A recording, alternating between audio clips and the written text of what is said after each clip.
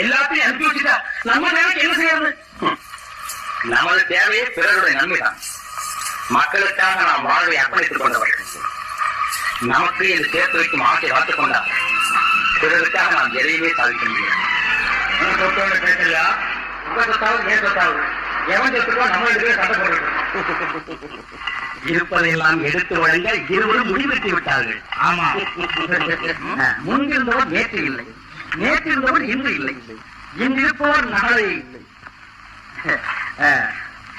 குணாடா, இருக்கும் நேரம் கொஞ்சமாக இருந்தாலும் ஏழைகளுக்கு எவ்வளவு நன்மை செய்ய முடியுமோ அதை செய்வதுதான் எனது முதல் வேலை.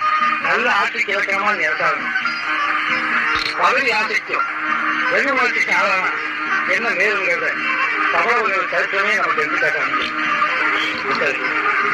ஆழத்துக்கு அங்கீகாரத்துக்கும் நீ அடிமையாக ஏன் எதுக்குமே நீ அடிமையாக